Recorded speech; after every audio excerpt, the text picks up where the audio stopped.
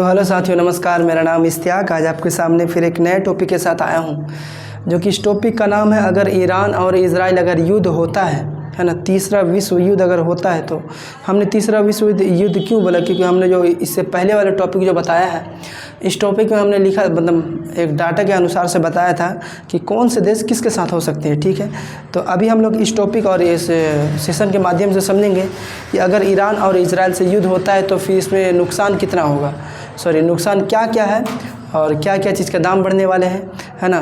इसे मतलब किस प्रकार से मतलब व्यापार ठप हो सकता है। तो आज हम लोग इसी टॉपिक के बारे से बात करेंगे, तो बने रहे हमारे वीडियो के साथ। तो अच्छे लगने पर लाइक एंड सब्सक्राइब ज़रूर करें। तो क्या है, पहली बात हम लोग ये समझ लेते हैं। ठीक है, देखिए हमने क्या बोला कि मतलब इससे पहले वाले टॉपिक में मतलब ईरान से भी बहुत ही अच्छे मतलब रिलेशन है, रिश्तेदारी है।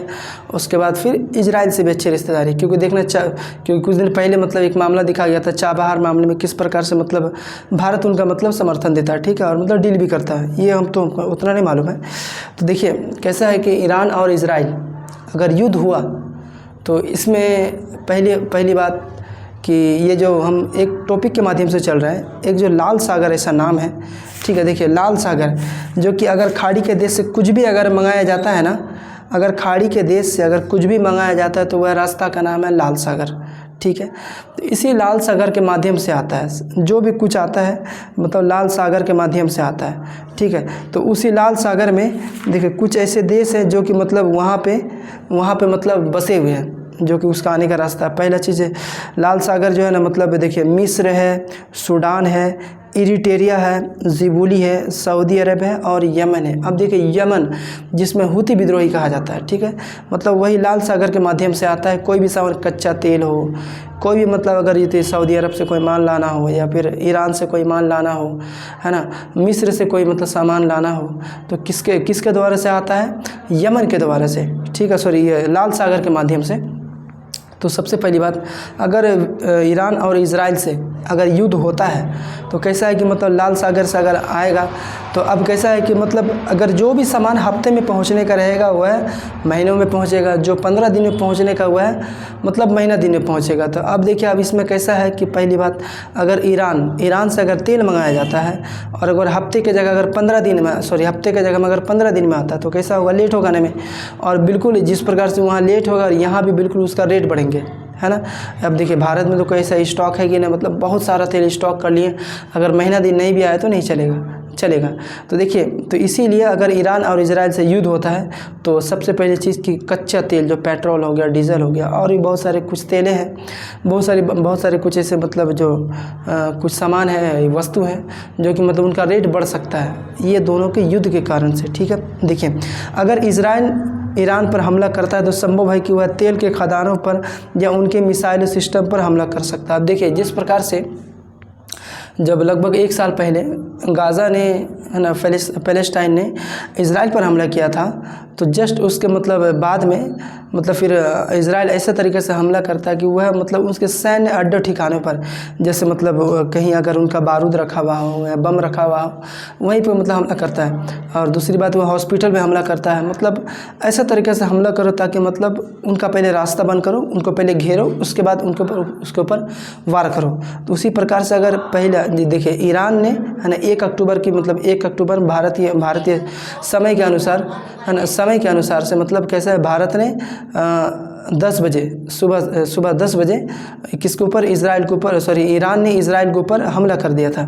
ठीक है, अगर वापस अगर हमला करेगा इजराइल तो मतलब यह ठिकाना लगाया जाता है कि वह मतलब उसके तेल के खदानों पर या फिर उनके मिसाइल सिस्टम पर हमला कर सकता है। कौन? इजराइल। चलिए दूसरा, अगर यह हमला शुरू होता है तो ईरान के बंदरगाह बंद हो जाएंगे, है ना, उनके कनाल बंद हो जाएगा, दुनिया भर में व्यापार ठप हो जाएगा, है ना। अगर ईरान के तेल के खदानों पर या फिर किसी सिस्टम पर अगर ये इजराइल हमला करता है, और चांस भी ज़्यादा, और मतलब ये लगाए भी जाते हैं कि अगर इजराइल हमला किया तो किस पर हमला करेगा, तो उसका मतलब तेल के खदान पर हमला करेगा या फिर कुछ ऐसे सिस्टम पर हमला करेगा जो कि पहले उसका मतलब नस को पकड़ेगा। कौन? इजराइल हालांकि बहुत ही मतलब सुपर पावर है, क्योंकि सुपर पावर उनका साथ दिया हुआ, तो एक प्रकार से हम उसे सुपर पावर ही कह सकते हैं। ठीक है, तो पहले वो क्या करेगा, तेल के खदानों पर भी मतलब मिसाइल मार सकता है, या फिर एक प्रकार से वह मतलब ईरान के किसी सिस्टम पर मतलब हमला कर सकता है। तो इससे क्या होगा, दुनिया भर का मतलब सारा व्यापार क्या होगा जी, ठप हो जाएगा। अब देखिए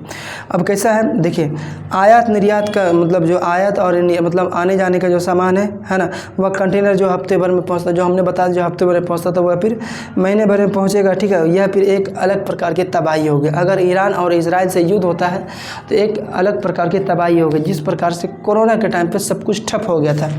ठीक है, अब देखिए इसमें फिर सऊदी अरब भी कूटा जाएगा। कैसा है कि सऊदी अरब का जो तेल है, जो 70% तेल है वो किसके पास है जी, मतलब शिया के पास है, शिया बहुमूल्य इलाकों के पास है, ईरान के पास है, जो कि ईरान पे मतलब ज़्यादा से ज़्यादा आबादी किसकी है, शिया की है। ठीक है, देखिए सऊदी अरब का तेल शिया किसके पास है, मतलब ईरान के पास है, जो कि मतलब इसमें सऊदी अरब भी कूटा जा सकता है। ठीक है, लेकिन याद रखिए अमेरिका यह कभी नहीं चाहेगा कि मतलब यह दोबारा फिर तीसरा विश्व युद्ध के जैसा बुदबुदाहट हो, है ना।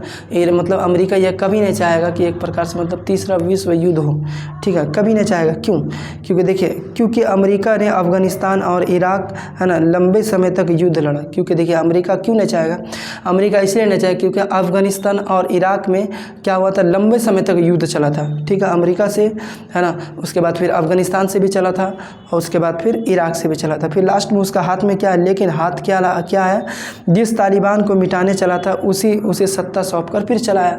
देखिए अफ़गानिस्तान से मतलब अमेरिका जिस तालिबान को मिटाना चाह रहा था, लास्ट में फिर उसका हाथ क्या है, मतलब वही कि फिर उसे फिर वापस फिर सत्ता ही सौंप कर चलाया। किसे, जिसे फिर मतलब मिटाने का शौक़ रखता था, तालिबान को।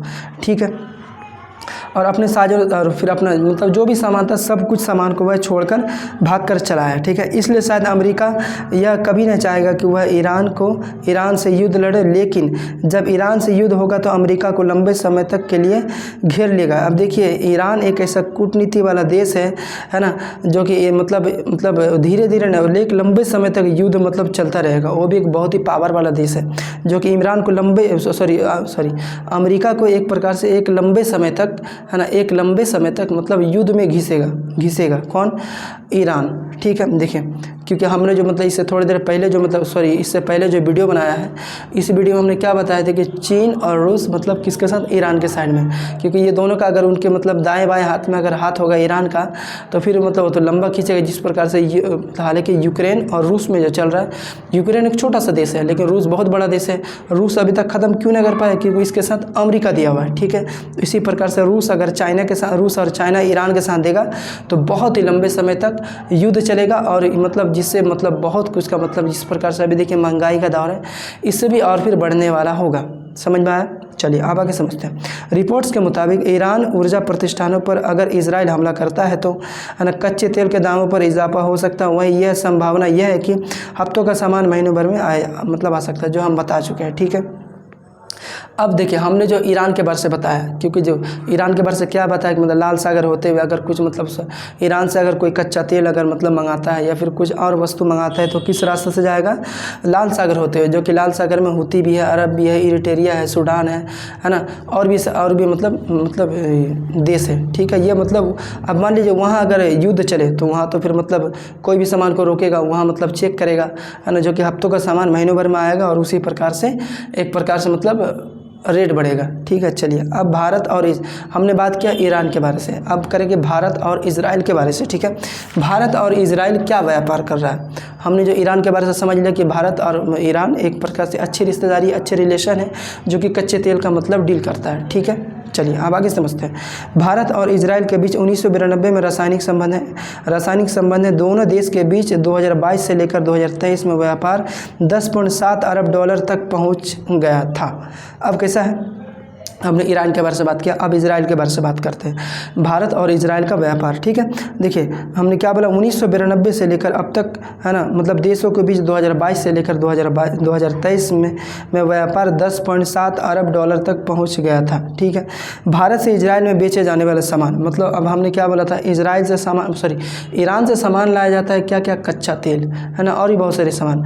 तो लेकिन अब ये समझिए कि मतलब भारत और इजराइल से क्या क्या मतलब सामान का आदान प्रदान होता है। देखिए यहाँ से मतलब भारत इजराइल क्या क्या भेजता है, डीजल, हीरा, है ना, मतलब विमानन टरबाइन, है ना, उसके बाद ईंधन, रडार, है ना, उपकरण, बासमती चावल और टी-शर्ट और गेहूँ। यह कौन भेजता है जी? भारत किसके पास भेजता है? इजराइल के पास, जो कि अपना सामान भेजता है इजराइल को, ठीक है। अब वहीं से भारत इजराइल फिर क्या, सॉरी मतलब इजराइल फिर भारत के पास क्या भेजता है? तो वह टेक्नोलॉजी वाला सामान भेजता है, जैसे पोटेशियम क्लोराइड, मैकेनिक एयरलाइंस, है ना, उसके बाद जेट, है ना, उसके बाद प्रिंटर सर्किट जैसे वस्तुएं फिर आयात करता है कौन? इजराइल, है ना। देखा जाए तो ईरान से भी अच्छे संबंध है, लेन देन है, आदान प्रदान है, और मतलब इजराइल से भी आदान प्रदान है। इसीलिए अमेरिका कभी नहीं चाहेगा, अमेरिका मतलब हमेशा अपने फ़ायदे में रहने का कोशिश करता है, ठीक है। और देखिए फिर आगे फिर मतलब फिर उसका चुनाव भी है, तो चाहेगा कि मतलब एक प्रकार से चुनाव जीत जाए और फिर कमला हैरिस मतलब उसके जगह प्रधानमंत्री मतलब राष्ट्रपति बन जाए। देखिए इससे पहले जो मतलब ट्रम्प थे, और ट्रम्प का भी आने का संभावना है। ट्रम्प भी मतलब खुले समर्थन किसको देते हैं? इजराइल को देते हैं, ठीक है। आखिर धंधे या व्यापार, है ना, व्यापार बोलने से मतलब देखिए आखिर फिर देखिए इसमें क्या होगा? धंधा और व्यापार में सबसे ज़्यादा असर पड़ेगा, क्योंकि खाड़ी देशों से जो सामान आयात निर्यात होता है वह लाल सागर के माध्यम से होता है ना। मतलब खाड़ी देश से कोई भी सामान मंगाता है, कोई भी देश मतलब लाल सागर होते हुए ही आता है। तो इसी तरह की मतलब आज के लिए बस इतना ही काफ़ी था। तो ऐसे वीडियो को देखने, ऐसे अच्छी जानकारी पाने के लिए हमारे चैनल को लाइक और सब्सक्राइब ज़रूर करें, है ना। अगर मेरी कुछ बोलने में अगर कुछ गलती भी हो जाती है तो प्लीज़ आप सबसे एक रिक्वेस्ट है, सॉरी, और हमारे चैनल को फॉलो कीजिए, लाइक एंड सब्सक्राइब ज़रूर कीजिए। जय हिंद, जय भारत।